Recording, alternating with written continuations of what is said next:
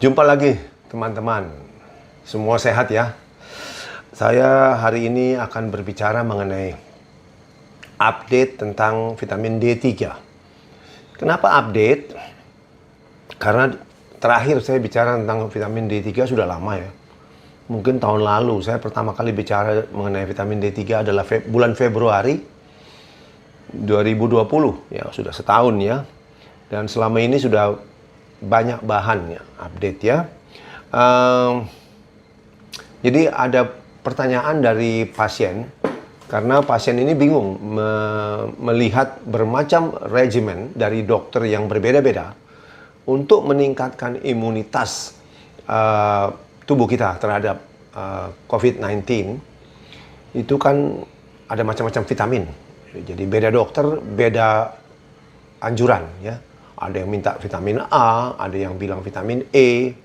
Jadi begini, setelah saya browsing semua kepustakaan ya, itu ternyata dari vitamin A sampai E, A, B, C, D, E, ya, yang sudah ada penelitiannya meningkatkan imunitas terhadap COVID-19, ya, dan dilakukan dengan metode penelitian yang paling tinggi di bidang kedokteran, yaitu yang kita sebut randomized placebo control trial, RPCT ya. Itu yang paling tinggi nilainya. Dan yang pernah dilakukan pada pasien COVID-19 itu adalah hanya vitamin D ya, hanya vitamin D. Dengan penelitian di tahun lalu, tahun 2020, di India dan di Spanyol, sudah diputuskan. Konklusinya adalah vitamin D sangat meningkatkan imunitas terhadap infeksi COVID-19. Kemudian juga apabila kita kena, maka severity-nya, jadi berat ringannya ya, itu sangat dipengaruhi oleh vitamin D. Kalau vitamin D kita tinggi, walaupun kena ya tidak akan berbahaya, tidak akan fatal ya, cepat sembuh. Demikian. Jadi ini perlu diluruskan karena banyak sekali yang menyinggung tentang vitamin C, vitamin A, vitamin E, semua vitamin-vitamin yang lain itu tentu bagus, selama ini kita pakai, banyak gunanya. Tetapi terhadap COVID-19 itu adalah digunakan secara empiris. Empiris itu artinya by experience. Jadi saya ambil contoh yang paling sering disebut adalah vitamin C. Vitamin C itu memang sudah kita ketahui meningkatkan daya tahan tubuh kita terhadap flu, terhadap influenza. Jadi kan karena terhadap sesama virus, maka diterapkanlah juga kepada COVID-19 ini. Padahal penelitian langsung terhadap COVID-19 tidak ada. Sampai saat ini loh ya. Jadi tanggal 1 Februari 2021 sekarang. Belum ada. Kalaupun ada penelitian, tapi masih ongoing, jadi belum sampai ke kesimpulan. Ingat, yang sudah sampai kesimpulan yang betul ada gunanya hanya vitamin D. Ya, makanya saya sering bilang D itu pelesetannya adalah defense. Ya, ada teman yang bilang, oh bukan, itu dewa, vitamin dewa. Oke. Kemudian ada juga yang bertanya, sekarang di pasaran banyak dok dosis yang besar-besar, bahkan ada yang satu kapsul 50.000, ya. Ada suntikan yang 300.000 IU. Ada suntikan yang 600.000 IU. Nih, yang saya pegang. Ini 600.000 IU dalam 1 mili, ya. Jadi ada pasien yang ikut-ikutan mau pakai suntikan. Anjuran saya jangan, karena sebenarnya yang dosis besar ini hanya diuntukkan ya buat pasien yang sudah kena COVID. Ini ada karena yang kita takutkan apa? Kalau kita suntik yang beratus-ratus ribu IU ini pada orang yang masih sehat, itu ditakutkan vitamin D-nya akan tinggi sekali, sehingga akan menyebabkan keracunan, yaitu akan terjadi hyperkalsemia. Karena mesti diingat bahwa vitamin D3 10.000 IU itu mempunyai kapasitas untuk meningkatkan kadar vitamin D dalam darah sampai 70 nanogram per mililiter. Jadi saya ambil contoh. Kalau 600.000 ya, 600.000 itu kita suntikan pada orang normal, ini ada kemungkinan meningkatkan dalam darah menjadi 4.200 nanogram per mililiter.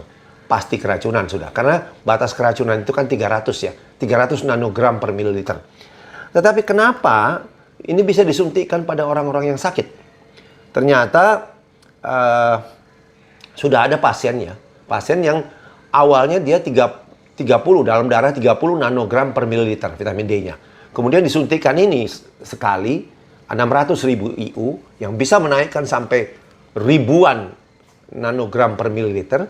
Tapi ternyata setelah 2 minggu, 3 minggu diperiksa, dalam darahnya kenaikannya cuma 30. Dari 30 menjadi 60 nanogram per mililiter. Alias belum cukup, karena yang saya bilang yang optimal itu minimal adalah 80 sampai 100. Pertanyaannya adalah, kenapa bisa begitu ya? Jawabannya adalah, vitamin D ini dipakai untuk berperang melawan virus. Inilah daya tahan tubuh kita. Dalam tubuh kita kan terjadi pertempuran. Jadi ini dipakai sebagai contoh. Kalau kita latihan saja ya, untuk aktivitas otot, itu vitamin D kita berkurang. Karena terpakai.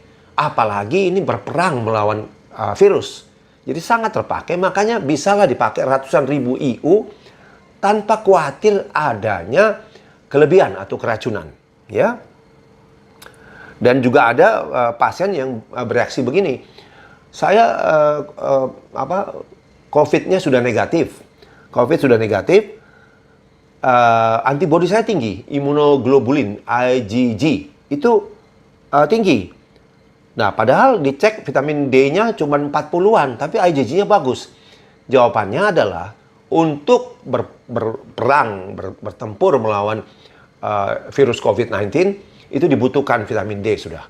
Kemudian vitamin D yang ada dalam tubuh kita juga dipakai untuk pembentukan antibodi.